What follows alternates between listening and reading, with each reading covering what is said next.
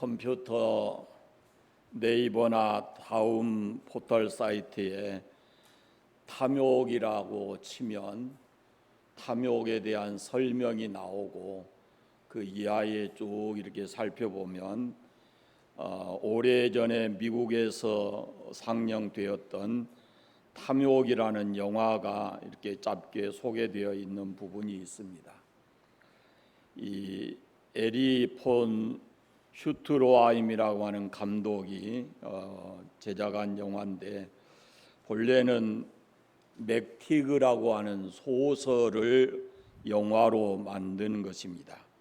내용을 보면은 황금 때문에 타락해가는 인간의 이기심, 사악함 이런 것을 말해주고 있습니다. 치과 의사인 남편과 아내 트리나라고 하는 사람이 가정을 이뤘는데, 이 아내 트리나라고 하는 사람이 굉장히 탐욕이 많은 그런 사람이었습니다.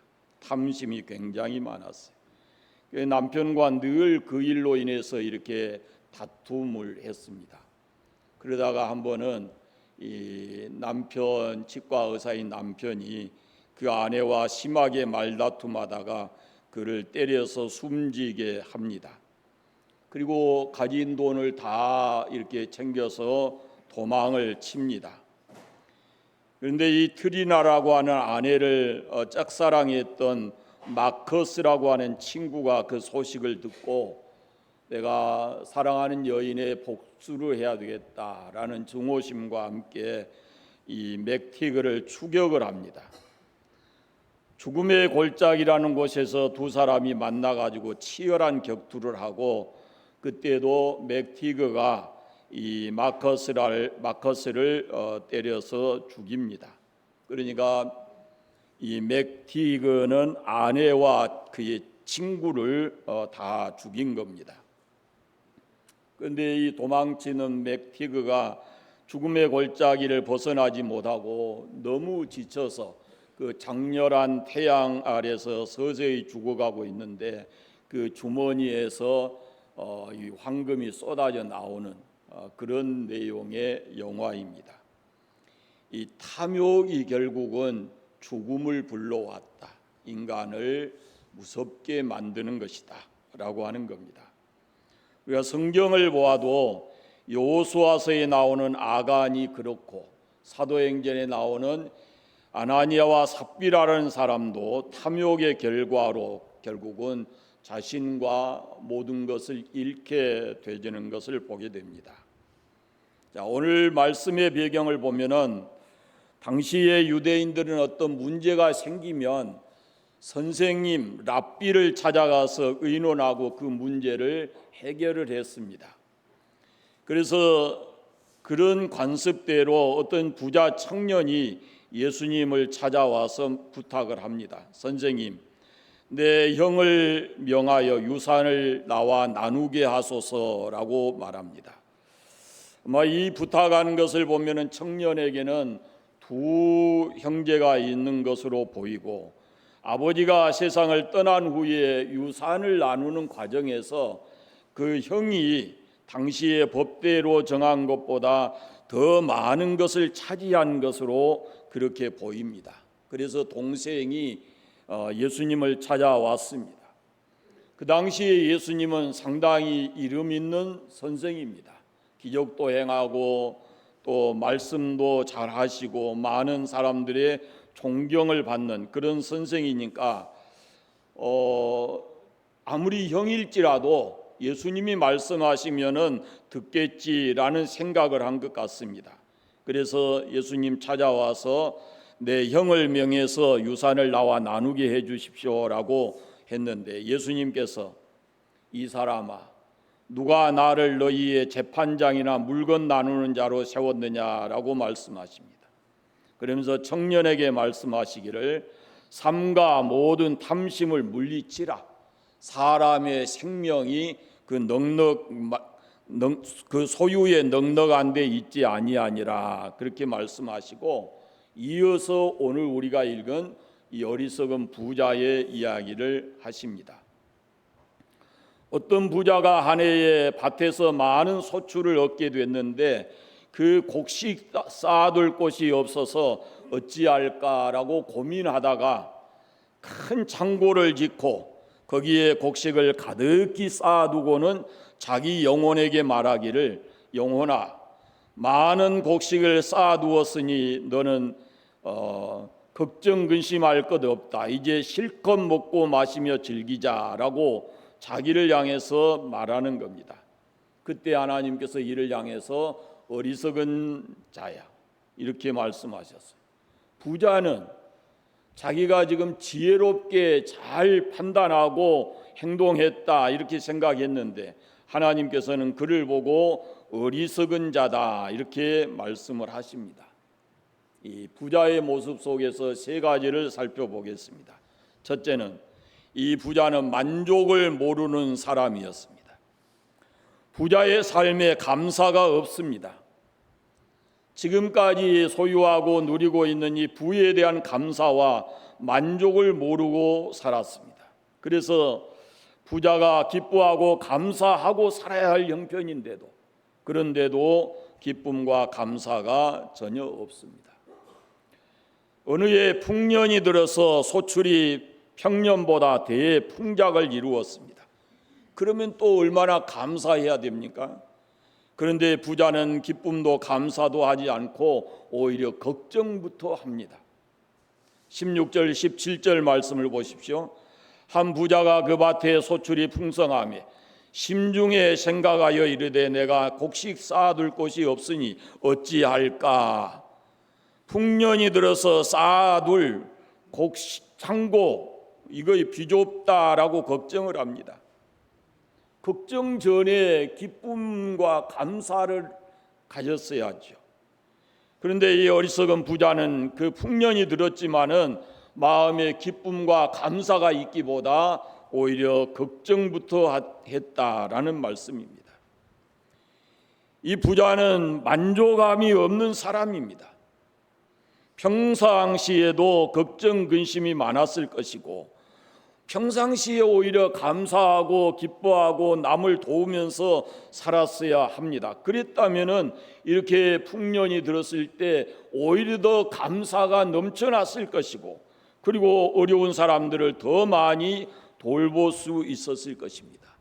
그런데 그렇게 하지 않습니다. 기쁨도 없고 감사도 없고 오히려 남을 돕지도 않고 그리고는 자기 걱정부터 하는 겁니다.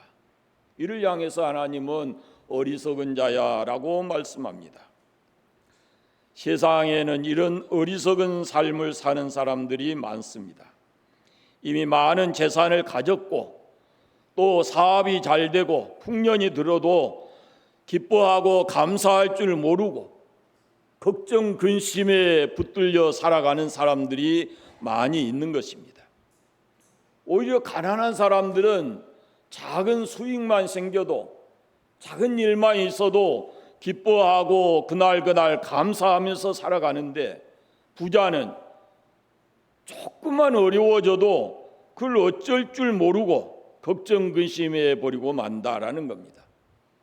부해지면 더 넉넉해지면 기뻐하고 감사해야죠. 그런데 사람들은 그 부를 가지고 죄를 짓는 데 사용을 합니다. 어렵고 힘든 사람들을 돕는 것이 아니라 죄를 짓는 도구로 이 물질을 사용한다라는 것입니다. 어리석은 부자와 같은 사람들이 많이 있습니다. 그리스도인은 생각을 바꾸어야 됩니다.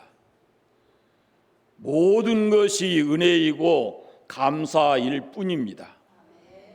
그래서 우리는 어떤 환경에 있어도 감사하면서 살아가야 하는 거죠. 우리의 행복은 물질에 있는 것이 아니고 예수 그리스도의 구속의 은혜에 있습니다. 그래서 우리는 물질 때문에 걱정하거나 두려워하지 않고 나를 구원하신 그분께서 나의 모든 인생을 책임지실 것이다 라는 믿음을 가지고 예수 그리스도 안에서 기쁘게 감사하면서 살아가야 할 것입니다. 둘째, 어리석은 부자는 죽음을 생각하지 않았습니다. 19절 말씀에 보면 자기 영혼에게 말합니다. 영혼아, 여러 해 쓸 물건을 많이 쌓아두었으니 평안히 먹고 쉬고 먹고 마시고 즐거워하자 그럽니다. 죽음에 대해서, 자신의 죽음에 대해서 생각하지 않은 겁니다. 그리고 창고에 많이 쌓아두면 그 부를 누리고 다 누리고 살 줄 알았습니다. 그래서 자기 영혼을 향해서 말합니다. 내 영혼아, 여러 해 쓸 물건을 많이 쌓아두었으니 그럽니다. 많이 쌓아두면 그것이 없어질 때까지 다 누리고 살 줄로 생각했습니다. 그래서 창고를 더 크게 짓고 될 수 있는 대로 많이 쌓아두려고 애를 쓴 것입니다. 세상 사람들이 그렇습니다. 어리석은 부자처럼 세상에서 영원히 살 줄로 생각하고 재물을 모으고 재물을 쌓아둔 것만큼 자기가 그것을 다 누리며 살 줄로 생각을 합니다. 사람의 생명은 영원하지 않습니다. 죽음이라는 것을 생각하면서 오늘을 살아야 됩니다. 특별히 그리스도인은 죽음 이후에 그리스도께서 세상의 모든 것을 심판하신다는 사실을 우리가 깨닫고 사는 동안에 바르게 살아야 할 것입니다. 세상 사람들은 그걸 모르기 때문에 수단과 방법을 가리지 않고 재물을 쌓으려고 합니다. 여러분, 죽음을 생각한다면은, 죽음과 심판을 생각한다면은 어떻게 남을 속이고 부정 축제를 하면서 세상을 살아가겠습니까? 생각해 보십시오. 오늘 밤에 내 생명이 끝난다. 그러면은 돈 때문에 걱정하겠습니까? 남을 속여서 남의 것을 훔치고 빼앗겠습니까? 우리는 우리 앞에 죽음이 있다는 사실을 잊으면 안 됩니다. 죽음을 안다면 사는 날까지 의미 있게 성실하게 다른 사람들과 좋은 관계를 맺으면서 살아가야 하는 겁니다. 그리고 특별히 그리스도인은 믿음을 잃지 말고 살아야 됩니다. 여러분, 사람이 몇백 년 사는 것 아닙니다. 죽음이 코앞이고 결코 피해갈 수 없습니다. 성경은 아침 안개와 같고 풀잎에 맺힌 이슬과 같다라고 말씀합니다. 이 땅에서의 삶이 영원하지 않습니다. 남들만 죽는 것이 아니고 나에게도 죽음이 옵니다.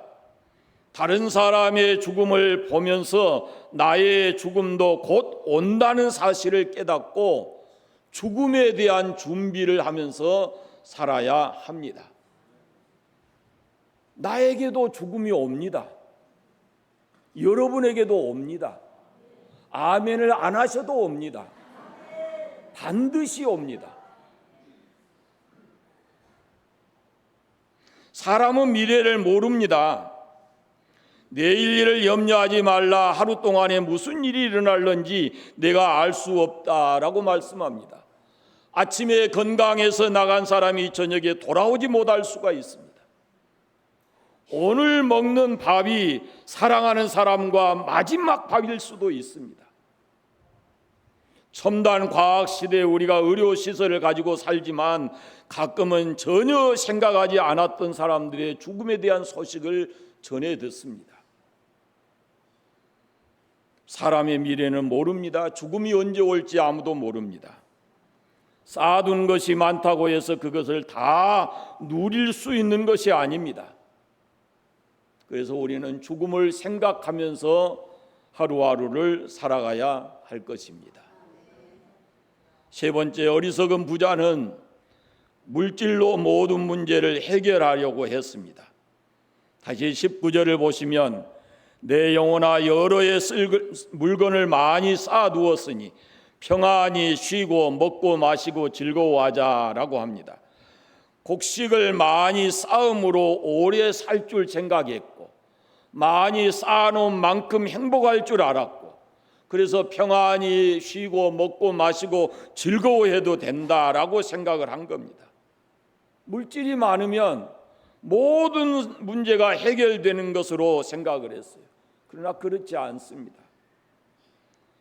인생의 행복과 즐거움이 물질에만 있는 것이 아니다라는 말씀입니다. 오늘 이 부자의 문제가 탐심입니다. 탐심. 본문에 찾아온 이 청년의 문제가 탐심이 아버지의 유산을 더 많이 물려받으려고 한 것입니다. 그러나 형이 그렇게 하지 않으니까 마음이 편치 않는 거예요. 예수님이 이 사람을 향해서 삼가 모든 탐심을 물리치라라고 말씀하십니다.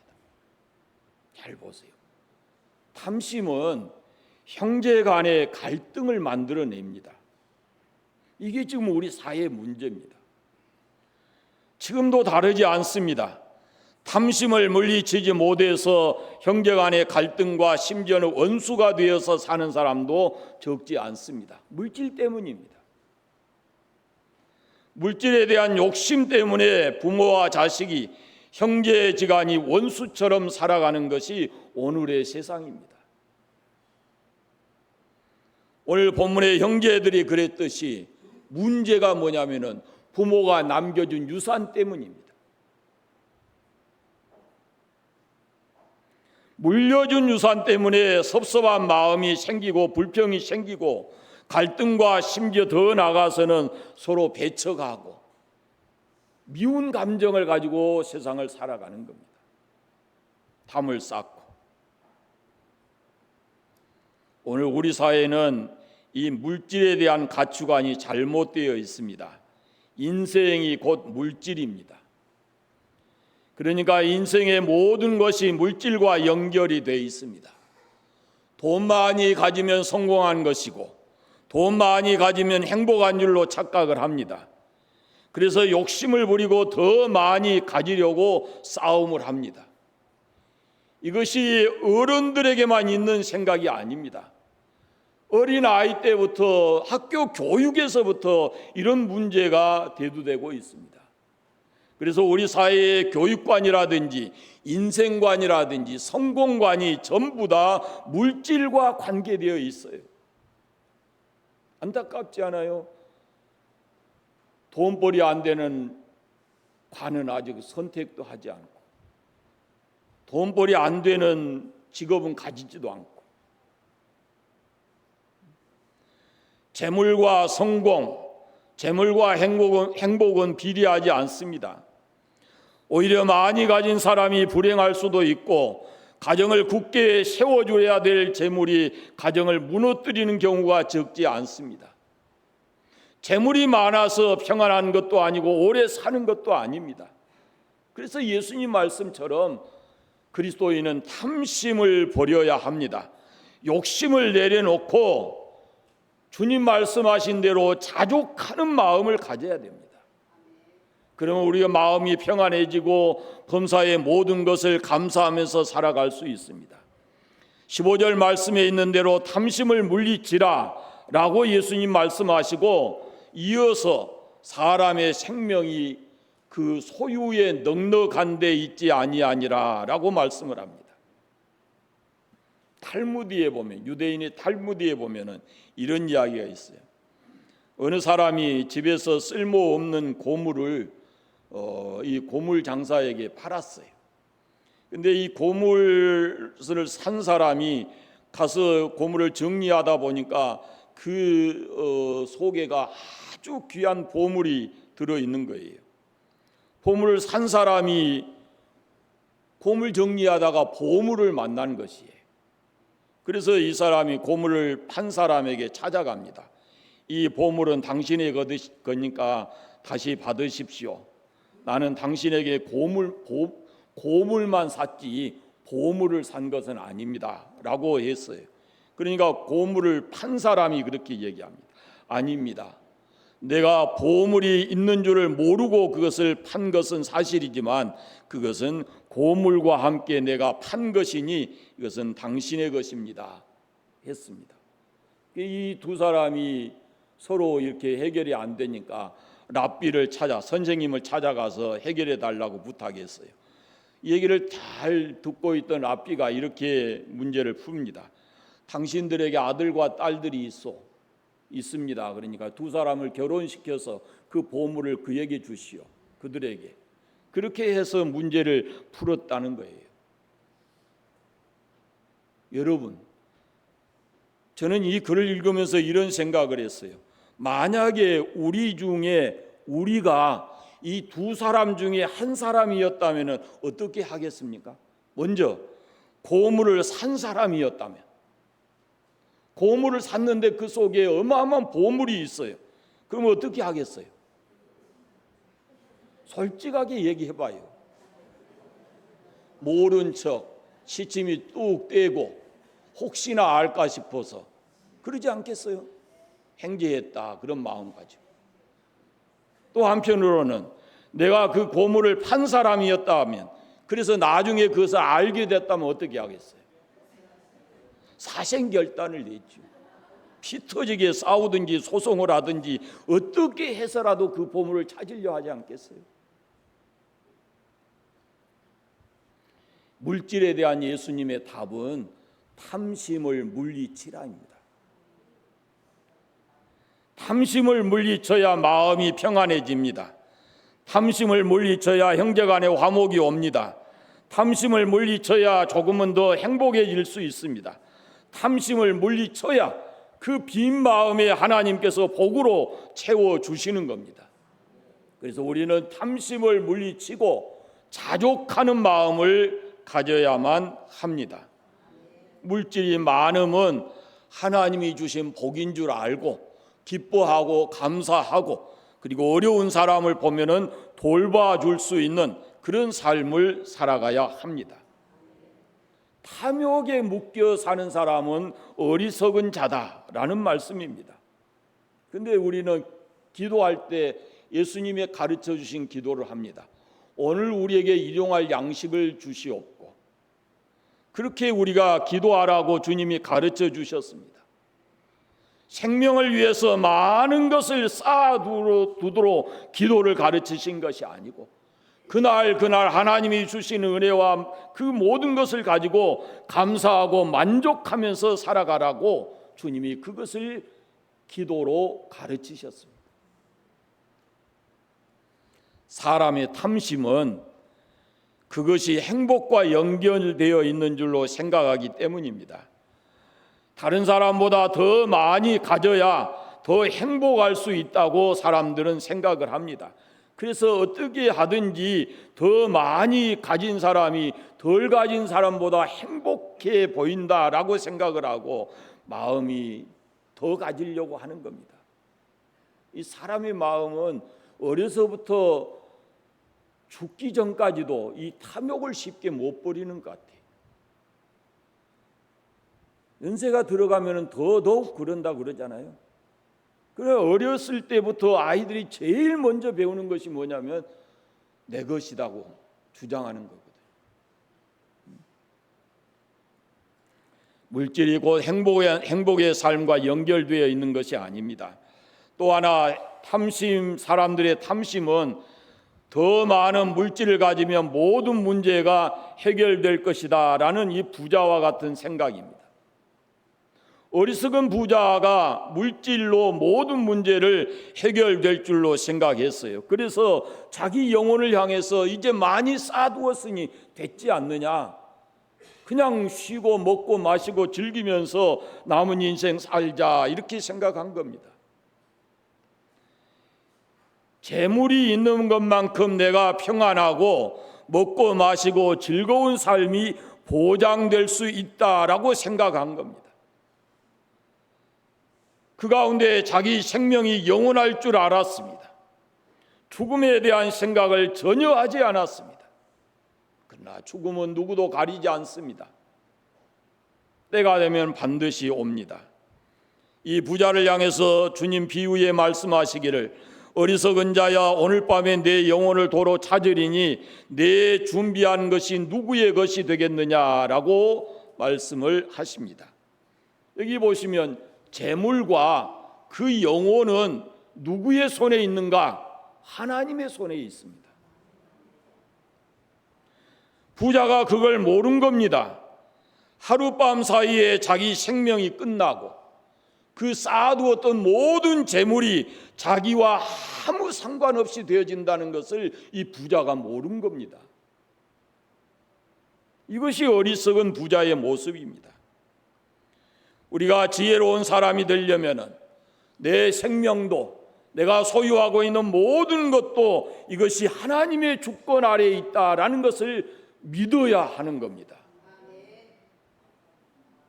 만물의 주인이신 하나님, 내 생명의 주인이신 하나님께서 이 모든 것을 가지고 계신다라는 믿음을 가지고 우리가 하나님의 절대 주권을 인정하고 그 하나님을 믿고 하나님 의지하고 우리가 살아가야 하는 겁니다. 아무것도 내 것은 없습니다. 생명도 재물도 주인은 하나님이십니다. 하루아침에 우리의 영혼을 불러 가실 수 있는 분이 하나님이시고, 우리는 신앙 안에서 재물에 대한 가치관을 새롭게 해야 합니다. 중요한 것입니다.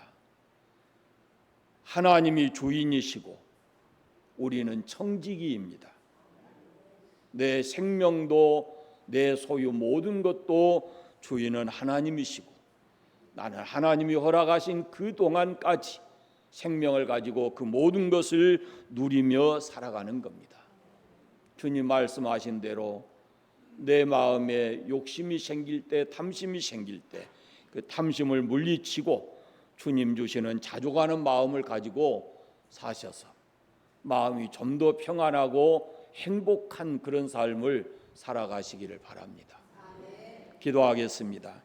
감사합니다. 하나님 아버지, 오늘 또 주의 전에 나와 예배하게 하시고 우리가 이 땅을 살아가는 동안에 물질의 노예가 되지 않고 물질에 대한 바른 가치관을 가지고 하나님을 잘 경외하면서 살아가기를 소원합니다. 아버지 하나님, 우리가 인간의 모습을 가지고 이 땅에 사는 동안에 필요한 것들이 많이 있지만 하나님께서 그때마다 우리를 채우시고 도와주실 줄로 믿습니다.